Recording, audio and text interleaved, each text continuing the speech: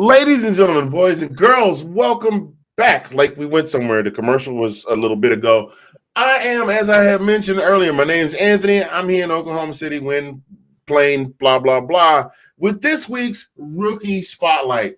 Now, y'all know what my favorite team is. Y'all know what my favorite team is. You know where I'm from. I talk about it all the doggone time.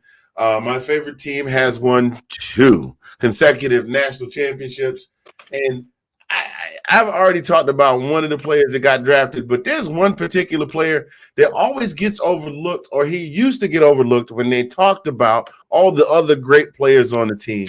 Now, this guy he's gotten an opportunity to let everybody see that he should not have been overlooked. Ladies and gentlemen, I am talking about none other than, and it depends on what you call him, which name you call him by, as to how his hair is cut. And I believe right now he hadn't had a haircut in a while, so we'll call him by his government issue, Mr. Stetson Fleming Bennett the Fourth. Yes, his middle name is Fleming. I did not know that. That's a little piece of information I did not know. Born in Atlanta, Georgia, so Georgia born, Georgia bred. Both of his parents went to the University of Georgia and graduated from the University of Georgia. All he wanted to do was play for UGA his entire life. All he wanted to do was play for UGA his entire life. Wound up coming on the program as a walk-on in 2017. Didn't get any playing time that year, but then there's some kid that committed to Georgia for the following year. I forgot what his name is. He played for some team. He played for some team in some windy city. Justin Fields, that kid, that guy. He wound up committing to the University of Georgia, and Stetson Bennett said, "I'm not hanging around. I'm going to go play junior college ball." So he transferred to Jones College. During his time at Jones College, he played in all 12 games, threw for 16 touchdowns, 1,840 yards. That was in his sophomore season. He was in Cajuns, but he wound up coming back to Georgia. And after Justin Fields decided that he was transferring to Ohio State, Georgia offered Stetson Bennett a scholarship. He was the second-string quarterback behind Jake Fromm.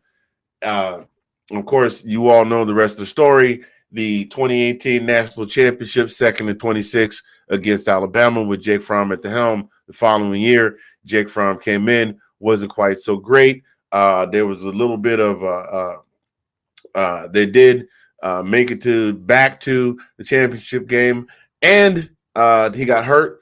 Bennett came in, played a couple times there. He got to play in garbage time games. Then in 2020, when it seemed like he was sure to get the starting job, they just kept going back and forth between him and this tall, lanky transfer kid that kind of looked a little bit like Val Kilmer in Tombstone by the name of JT Daniels.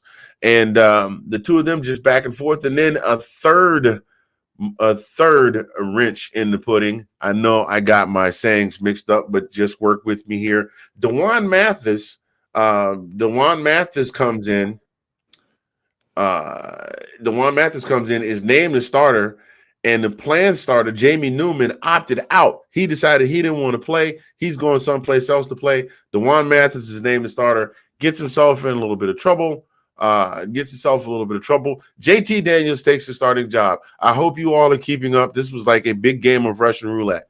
So 2021 rolls around. JT Daniels is now locked in as the starter. He gets hurt. Guess who comes in? That's right. The kid nobody wanted. The kid with the curly fro. The kid with the parents that graduated from the school. The kid who wanted to play there all his life comes in, starts playing, never rides the pine again, takes the Dogs all the way from that game to the national championship and a national championship win over none other than the Alabama Crimson Tide. Sorry about that, Tides fans. We have been hanging on to that one for about 3 years. We owed you that one. We cool right now, but we owed you that one. The following year, he comes back. He is now the heir apparent. Nobody even remotely challenges him for his job, and he leads the team to yet another national championship. And of course, he's got his supporting cast in Brock Bowers and Lad McConkey. But this is not a college show. This is a pro show. Those guys are still playing. We'll talk about them at some point next year, maybe. I'm almost sure of it.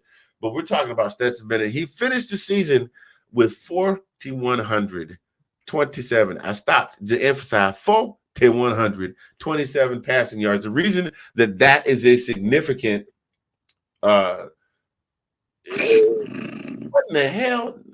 The reason that is a significant number is because that number broke a record that was previously held by none other than Aaron Murray, who some people considered, who a lot of Georgia fans considered to be possibly the greatest, prior to Stetson, possibly the greatest quarterback to ever lace them up and play. And that includes over people like Fran Tarkenton, Hall of Famer Fran Tarkenton, things of that nature. But Aaron Murray, I watched the kid play. He was a phenomenal quarterback. He was an absolutely phenomenal quarterback. He broke Aaron Murray's record. Everything that people said this kid couldn't do, he did. And then some to the nth power. He wound up being so impressive during his college career that some team out on the West Coast who already happened to have a quarterback who also was a quarterback at the University of Georgia decided to pick him up in the 4th round, the Los Angeles Rams. Now, right now, he is on non-football injury reserve. We don't have a lot of details on what that is about, but I watched this. We literally watched this kid come up. Colin and I, for those of you who remember, my co-host on my Monday show, we talked about this kid like, yo, this kid is bomb. Did you see that dime he dropped? Coming in and playing for garbage time behind Jake Fromm, behind JT Daniels. I had watched this kid literally grow up as a college player for his entire college career. And I cannot wait to see him get under center and actually get cut loose in a real game. He's not a world. Now, here's some of the things I like about him. I did a whole bunch of talking about his college career because, he managed to do the thing that no other quarterback could do for 41 years, which is win another national championship since 1980. He's not very fast. He runs the 4.6, 740, which is roughly a 4.7 for those of you that like to round up.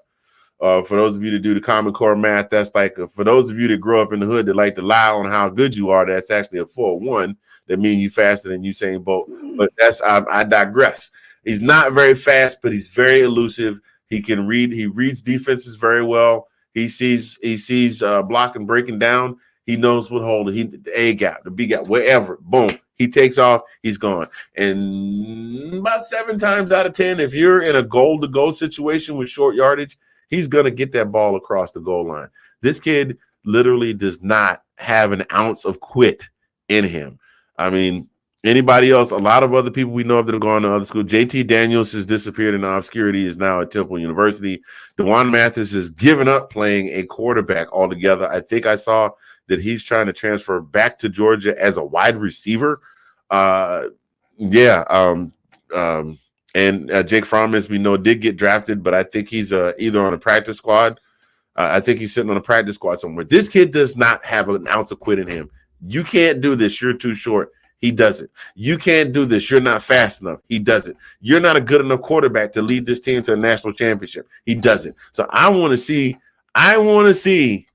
the Rams give him the reins and the keys to the car when the time comes and see what our boy. Now, when he gets a haircut, I have to preface this because I mentioned this earlier. When he gets that tight fade and it's all down there and it's looking like he want to be one of the co-stars of Malibu's Most Wanted, he goes by the name of Stequavius Bennett the Fifth. F-I-P-H Fifth. That's the name we gave him. Don't ask me why we gave him that name on the show. It just sounded good, and everybody started picking up on it. But anyway, I digress again. This guy, great play, incredible player. If you don't know who he is at this point, you didn't watch college football the last couple of years. I can't wait to see him. I say this about all these players, but of all of them, I cannot wait to see this kid play ball. I want to see him ball out. Ladies and gentlemen, this week's Rookie of the Week, Stetson Bennett IV of the Los Angeles Rams.